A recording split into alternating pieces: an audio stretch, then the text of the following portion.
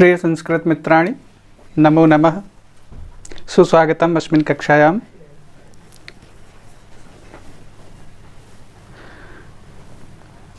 प्रिय मित्रों, आज हम प्रशिक्षित स्नातक परीक्षा के दूसरे ग्रंथ सुखनाशोपदेश, जो कि कादंबरी का ही एक भाग है, जिसका परिचय हमने अपने पिछले वीडियो में देखा था। आज हम उसका श्री गणेश करेंगे, उसका प्रारंभ करेंगे। कल हमने चर्चा की थी कादंबरी की, महाकवि बाण भट्ट की, और आज कादंबरी के अंतर्गत वह अंश, वह प्रकरण जो आपकी परीक्षा से संबंधित है, जो आपके पाठ्यक्रम में है, आज हम उसको देखेंगे, उसका विस्तृत अध्ययन करेंगे। तात चंद्रापीड़ विदित वेदितव्यस्य अधीत सर्वशास्त्रस्य ते न अल्पम अपि उपदेष्टव्यम अस्ति। जिनके पास पुस्तक है वह अपनी पुस्तक खोल लें, उसको देख लें, क्योंकि भाषा जो है वह बिना पुस्तक के पढ़ नहीं जा सकती। श्लोक वगैरह हो तो बात उसकी दूसरी है, समझ लें, लेकिन जहाँ गद्य पढ़ना है तो गद्य में बिना पुस्तक के संभव नहीं हो पाता, बहुत ही कठिनता आ जाएगी, दुरूहता आ जाएगी। और जिनके पास पुस्तक नहीं है उनके लिए हम लिंक भेज देंगे, वह चाहें तो इसको डाउनलोड भी कर सकते हैं हमारे लिंक से जाकर के। और जिनके पास पुस्तक है वह अपनी पुस्तक खोल लें और उसको देखें और मनोयोग से सर्वप्रथम इसका पाठ करें, उसके बाद हम इसको फिर समझने का प्रयास करेंगे। तात चंद्रापीड़ विदित वेदितव्यस्य अधीत सर्वशास्त्रस्य ते न अल्पम अपि उपदेष्टव्यम अस्ति। केवलं च निसर्गत एव अभानुभेद्यम रत्नालोकच्छेद्यम प्रदीप प्रभापनेयम अतिगहनम तमो यौवन प्रभवम अपरिणामोपशमो दारुणो लक्ष्मी मदः कष्टमनंजन वर्तिसाध्यम अपरम ऐश्वर्यतिमिरान्धत्वम अशिशिरोपचारहार्यो अतितीव्रः दर्पदाह ज्वरोष्मा सतत मूल मंत्र शम्यः विषमो विषय विषास्वाद मोहः नित्यम स्नान शौच बाध्यः बलवान राग मलावलेपः अजस्रम क्षपावसान प्रबोधा घोरा च राज्य सुख सन्निपात निद्रा भवति इत्यतः विस्तरेण अभिधीयसे। इस गद्य खंड में सुखनाश ने यौवनावस्था की दुरूहता का, यौवनावस्था में व्यक्ति के मन मस्तिष्क पर छा जाने वाले अंधकार का, अज्ञान का उल्लेख किया है। इस क्रम में शुकनासोपदेश में महाकवि बाण भट्ट मंत्री शुकनास के मुख से कथन करवाते हुए कहते हैं, हे तात। देखिए, तात जो है इसका कई अर्थों में प्रयोग किया जाता है। तात पिता के लिए भी कहा जाता है, पुत्र के लिए भी कहा जाता है, बड़े भाई के लिए भी कहा जाता है। तात शब्द का प्रयोग कई अर्थों में किया जाता है, लेकिन यहाँ पर जो तात शब्द है, इस तात शब्द का तात्पर्य यहाँ पर पुत्र होगा, क्योंकि चंद्रापीड़ जो था वह महाराज तारापीड़ का पुत्र था, और तारापीड़ के मित्र थे शुकनास, जो उनके मंत्री भी थे और मित्र भी थे। तो मित्र होने के नाते वह चंद्रापीड़ को पुत्र कहने का भी अधिकार रखते हैं। इसलिए उन्होंने प्रेम पूर्वक, आत्मीयता पूर्वक चंद्रापीड़ को कहा कि हे तात, हे पुत्र चंद्रापीड़, विदित वेदितव्यस्य, विदितम ज्ञातम वेदितव्यम ज्ञातव्य विषयः येन तस्य। विदित जो ज्ञान जानने योग्य है, विदित वेदितव्यस्य जो कुछ भी जानने योग्य है, जो भी कलाएं हैं, जो ज्ञान है, वह जो कुछ भी इस अवस्था में आपको जानना चाहिए, जो जानने योग्य बातें हैं, वह सब आप क्या है जानते हैं। वेदितम ज्ञातम वेदितव्यम ज्ञातव्य विषय येन तस्य। जो कुछ भी जानने योग्य है वह सब कुछ आप जानते हैं। कैसे जानते हैं? अधीत सर्वशास्त्रस्य, क्योंकि आपने सभी शास्त्रों को, अधीतानि पठितानि सर्वाणि सकलानि शास्त्राणि वेद पुराणादीनि तेन, कि आपने जो है सभी शास्त्रों का अध्ययन किया है, इसलिए ते आप, तुम, न नहीं अल्पम अपि जरा सा भी उपदेष्टव्यम अस्ति, आपको कुछ भी बताने की आवश्यकता नहीं है, क्योंकि जो कुछ भी जानना है वह सब आप जानते हैं। आपने सभी शास्त्रों का, सभी विद्याओं का अध्ययन किया है, इसलिए आपको बताने के लिए कुछ भी शेष नहीं है। लेकिन केवलंच निसर्गत एव अभानुभेद्यम रत्नालोकच्छेदम प्रदीप प्रभापनेयम अतिगानम तमो यौवन प्रभवम। लेकिन क्या चीज शेष है? क्योंकि आपका युवराज पद पर राज्याभिषेक होने जा रहा है और आपकी अवस्था कैसी है? युवावस्था है। तो युवावस्था से उत्पन्न जो अंधकार है, जो अंधकार, अब यहाँ पर कैसा अंधकार होगा? अज्ञान का जो अंधकार है, जो आपकी अवस्था है, इस अवस्था में जो अत्यंत गहन, गहन मतलब घना अंधकार, कैसा अंधकार? अज्ञान का अंधकार। युवावस्था से उत्पन्न जो अत्यंत घना अंधकार, अज्ञान रूपी अंधकार जो होता है, केवल उसी के विषय में आपको कुछ उपदेश करना है। यह अंधकार कैसा है? जो अभानुभेद्यम, सूर्य के द्वारा भी जिसका भेदन नहीं किया जा सकता। सूर्य हर प्रकार के अंधकार का भेदन कर सकता है, लेकिन गुफा के अंदर जो अज्ञान अंधकार रहता है, सूर्य उसका भेदन नहीं कर सकता। और जो युवावस्था है, या उस मस्तिष्क पर, बुद्धि पर जिस प्रकार से गुफा पर चट्टानों का पर्दा रहता है, उसी प्रकार से दर्प का, घमंड का पर्दा डाल देती है, जिसके कारण गुरु द्वारा कहे गए उपदेश भी उस मस्तिष्क की गुहा तक नहीं पहुंच सकते, ताकि उसका अंधकार दूर हो सके। तो यह जो अंधकार है, युवावस्था में उत्पन्न होने वाला जो अज्ञान रूपी अंधकार है, स्वाभाविक रूप से ही सूर्य के द्वारा विनष्ट होने वाला नहीं है। इसे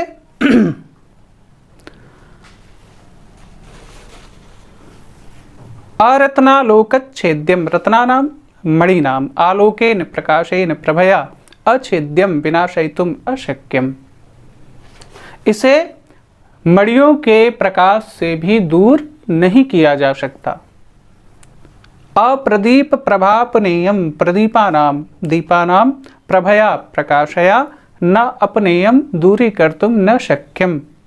इसे दीपकों के प्रकाश से भी दूर नहीं किया जा सकता। अतिगहनम अत्यंतम दुर्धर्षम भवति नराणामिति शेषः। यह मनुष्यों के लिए, पुरुषों के लिए अत्यंत दुर्दमनीय होता है, बड़ी ही कठिनता से इसे दूर किया जा सकता है। और लक्ष्मी मदः लक्ष्म्याहं संपदः मदः अपरिणामोपशमः। एक तो युवावस्था का अंधकार, घमंड का अंधकार जो होता है, अज्ञान का जो अंधकार होता है, युवावस्था में स्वाभाविक रूप से यह होता है। उसमें भी जिसके पास ऐश्वर्य हो, धन संपत्ति हो, जैसे आपकी अवस्था क्या है? युवावस्था है। तो युवावस्था वैसे ही कठिन होती है, लेकिन उसमें भी आपका युवराज के पद पर अभिषेक होने वाला है, यानी ऐश्वर्य भी प्राप्त होने वाला है। तो धन और संपत्ति का ऐसा जो मद है, घमंड है, यह युवावस्था तो छोड़ो, तुरीयावस्था में भी शांत नहीं होता।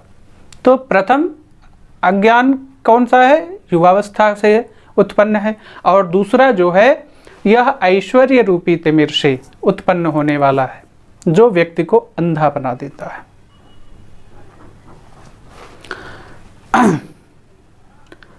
ऐसा जो अंधकार है, जो रोग है अंधेपन का, यह कष्टम अनंजन वर्ति साध्यम अपरम ऐश्वर्य तिमिरांधतम। यह जो धन संपत्ति से उत्पन्न जो अहंकार का अज्ञान है, यह व्यक्ति को इस कदर अंधा बना देता है कि उसको चिकित्सक के विभिन्न प्रकार के रसायनों से युक्त अंजन, काजल या औषधियों के द्वारा भी दूर नहीं किया जा सकता। अभिमान के रूपी तीव्र ज्वर की गर्मी शीतल उपचारों से दूर करने योग्य नहीं होती। अशिशिरोपचार हार्यो अति तीव्र दर्पदाह ज्वरोष्मा। दर्पदाह ज्वरोष्मा अशिशिरोपचार हार्यो अति तीव्र। घमंड रूपी जो दाह है, घमंड दर्प रूपी जो तीव्र ज्वर व्यक्ति को चढ़ता है, उसकी गर्मी शीतल उपचारों द्वारा दूर नहीं हो पाती।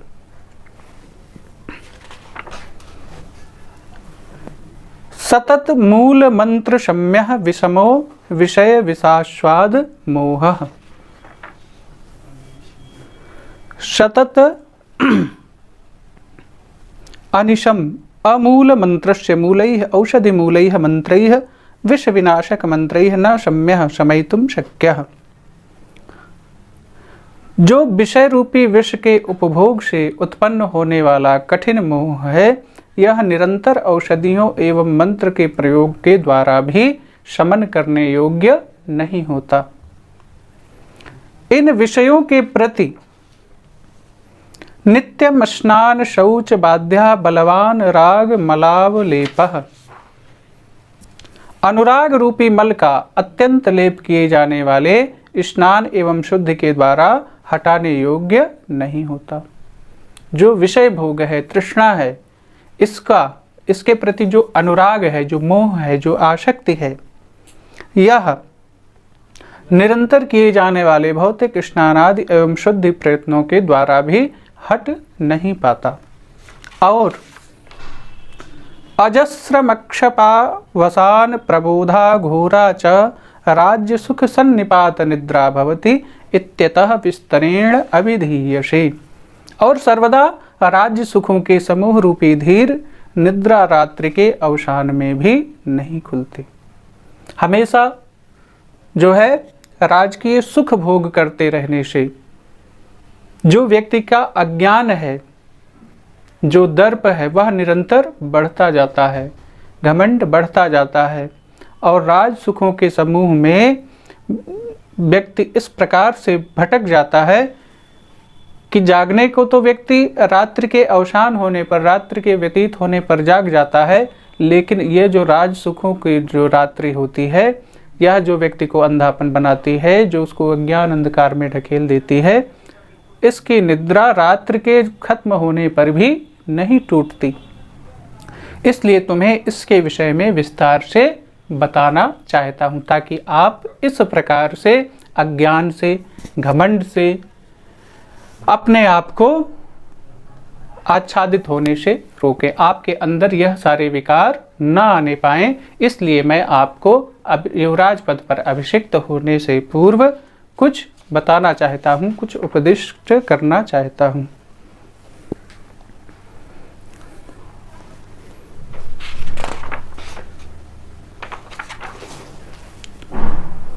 गर्भेश्वरत्वम् अभिनव यौवनत्वं प्रतिरूपत्वम् अमानुष शक्तित्वं चेति महतीयं खल्वनर्थ परंपरा। गर्भेश्वरत्वम् अभिनव यौवनत्वम् अप्रतिम रूपत्वम् अमानुष शक्तित्वं चेति महतीयं खलु अनर्थ परंपरा। सर्वा विनयानाम् एकैकम् अप्येषाम् आयतनं किमुत समवायः। यौवनारंभे च प्रायः शास्त्रजल प्रक्षालन निर्मलापि कालुष्यम् उपयाति बुद्धिः अनुज्झित धवलतापि सरागैव भवति यूनां दृष्टिः। अपहरति च वात्येव शुष्कपत्रं समुद्भूत रजो भ्रांति रति दूरम् आत्मेच्छया यौवन समये पुरुषं कृतिः इंद्रिय हरिणहारिणी च सततम् अति दुरंतेयम् उपभोग मृग तृष्णिका। नव यौवन कषायितात्मनश्च सलिलानिव तान्येव विषय स्वरूपाण्या स्वाद्यमानानि मधुर तराण्यापतन्ति मनसः नाशयति च दिङ्मोह इवोन मार्ग प्रवर्तकः पुरुषमत्यासंगो विषयेषु। गर्भेश्वरत्वम, गर्भेश्वरत्वम का मतलब क्या है? गर्भात आबाल्यात ऐश्वरत्वम, ऐश्वर्यशालित्वम, अर्थात ऐसा बालक जो गर्भ में आते ही ऐश्वर्यशाली हो गया हो, अर्थात जिसने बड़े घर में जन्म लिया हो, जिसने राजकुल में जन्म लिया हो। और अभिनव यौवनत्वम, अभिनवम यौवनम यस्य तस्य भावः तत्त्वं नूतनतारुण्यम संपन्नत्वम इत्यर्थः। एक तो वैभवशाली राज परिवार में जन्म, उसमें भी यौवन, अब युवावस्था, और वह भी कैसी युवावस्था? अभिनव, स्वरूप संपन्न। अप्रतिम रूपत्वम, जिसके समान दूसरे की तुलना ना हो सके ऐसा सुंदर स्वरूप। मानुष अमानुष शक्तित्वं चेति, और रूप के साथ साथ उसमें क्या हो? शक्ति हो, बहुत पराक्रमी हो, अत्यधिक शक्तिशाली हो। इति यह सब महतीयम खलु अनर्थ परंपरा, यह सारी जो चीजें हैं यह निश्चित ही अनर्थों की महान परंपरा हैं। अर्थात इनमें से एक भी कारण हो तो व्यक्ति का दिमाग अज्ञान से ढक सकता है, अर्थात वह गर्वित हो सकता है, घमंडी हो सकता है। लेकिन जिसके पास यह सब हो, अर्थात जिसने राजकुल में जन्म लिया हो, नई युवावस्था हो, अनुपम सौंदर्य हो और साथ ही साथ अलौकिक शक्तियों का स्वामी हो, तो उसके अंदर घमंड क्यों नहीं आ सकता? अर्थात यह जो है अनर्थ को वहन करने वाली एक परंपरा है, कारण है। इसलिए भी मुझे आपको उपदिष्ट करना है, क्योंकि यह सब कुछ आपके पास है। आपने एक श्रेष्ठ परिवार में जन्म लिया है, आपकी नई युवावस्था है, आप अनुपम सौंदर्यशाली हैं और आपके पास अलौकिक शक्तियां हैं, यानी साधारण मनुष्यों की तुलना में आप अधिक शक्तिशाली हैं। इसलिए निश्चित ही आपके ऊपर ज्ञान का अंकुश होना चाहिए, नहीं तो यह सारी शक्तियां मिलकर के आपका वर्धन करने के बजाय विनाशोन्मुख करने का कारण बन सकती हैं।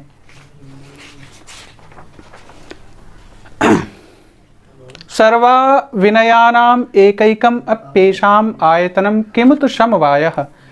मैंने जितने भी इनमें से जो भी बताया है, इसमें से एक भी सभी प्रकार के दुश्शीलताओं का, अविनय का, अज्ञान का निवास स्थान है। लेकिन जहाँ पर इनका सर्व समूह उपस्थित है उस व्यक्ति का तो कहना ही क्या है, अर्थात उसके लिए तो विनाशोन्मुख होना अत्यंत सरल है। तो फिर इसका उपाय क्या है? इसका उपाय है कि इससे पहले कि व्यक्ति का मन भटके, वह विनाशोन्मुख हो, उसकी बुद्धि को शास्त्रों के जल से धो दिया जाए। यौवनारंभे च प्रायः शास्त्र जल प्रक्षालन निर्मलापि कालुष्यम उपयाति बुद्धि। युवावस्था प्रारंभ होने पर प्रायः शास्त्र रूपी जल से, उपदेश रूपी जल से धुली गई निर्मल बुद्धि भी कलुषता को, अज्ञानता को प्राप्त हो जाती है। लेकिन अनुज्झित धवलतापि शरागैव भवति यूनाम दृष्टिः। लेकिन युवकों की दृष्टि स्वच्छता का त्याग न करने पर भी राग यानी लालिमा या अनुराग से, सुख भोग के प्रति आसक्ति से युक्त तो रहती ही है।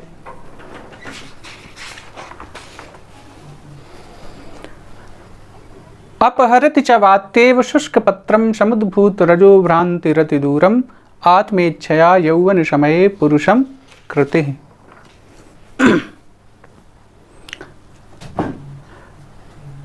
किंच यौवन समय युवावस्थायां समुद्भूत रजो भ्रांति, समुद्भूता समुत्पन्ना रजसात् रजोगुणेन भ्रांति भ्रमा यस्याम स तथा भूता। अर्थात युवावस्था के समय जो अवस्था आपकी है, इस अवस्था में व्यक्ति रजोगुण से उत्पन्न होने वाली भ्रांति, ब्रात्य पक्ष में रज का मतलब धूल भी होता है, और धूल जब आँखों में पड़ जाती है तो व्यक्ति को आगे का पथ स्पष्ट रूप से दिखाई नहीं पड़ता। और युवावस्था में आंखों में धूल पड़ने का तात्पर्य दूसरे रज का मतलब रजोगुण से है, राजसी गुण से है। जब व्यक्ति के सामने ऐश्वर्य का, धन का, मद का, ऐश्वर्य का, वैभव का मद उसकी आंखों में आ जाता है, घमंड आ जाता है, तो फिर उसे भी अच्छा दिखाई नहीं पड़ता। प्रकृति उस पुरुष को अपनी इच्छा से उसी प्रकार दूर खींच ले जाती है जिस प्रकार से सूखे हुए पत्तों को तीव्र वेग से चलने वाली वायु खींच ले जाती है। इंद्रिय हरिण हारिणी च सततम अतिन्दुनतेयम उपभोग मृग तृष्णिका।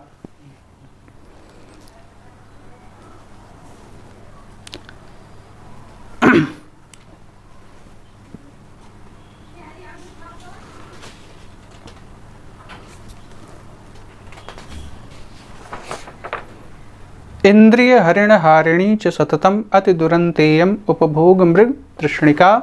नव यौवन कषायितात्मनश्च सलिलानिव तान्येव विषय स्वरूपाण्यास्वद्यमानानि मधुरतराण्य पतन्ति मनसः।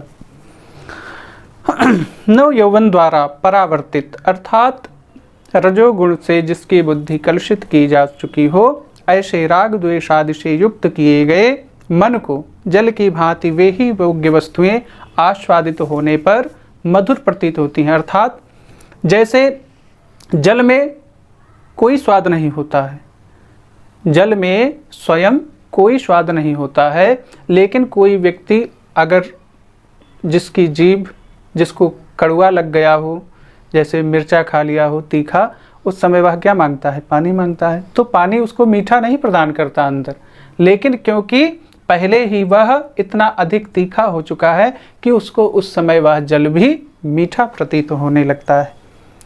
उसी प्रकार से राग द्वेष आदि से युक्त मन को जल की भांति वे वस्तुएं, वे ही भोग्य वस्तुएं आस्वादित होने पर मधुर प्रतीत होती हैं। अर्थात वही राजकीय सुख ही उसे उसी प्रकार से अच्छा लगने लगता है जिस प्रकार से जल मधुर न होने पर भी कषाय रस से युक्त जिह्वा को मधुर प्रतीत होने लगता है। उसी प्रकार से तरह तरह की भोग्य वस्तुएं माधुर्य युक्त न होने पर भी उसमें अनुरक्त मन को मधुर ही प्रतीत होती हैं।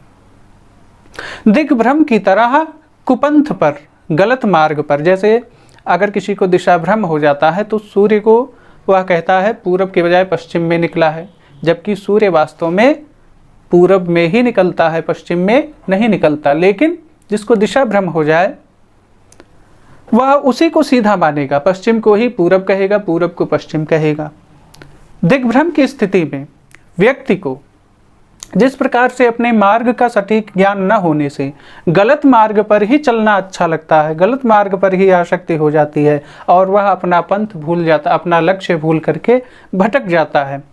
उसी प्रकार से जो इन सांसारिक भौतिक वस्तुओं में लग जाते हैं, अपने ऐश्वर्य वैभव के मद में खो जाते हैं, दिग्भ्रम मनुष्य की तरह कुपंथ पर चलाने वाली विषयों की आसक्ति ही उनको अच्छी लगती है और उसी आसक्ति के कारण मानव धीरे धीरे नष्ट हो जाता है।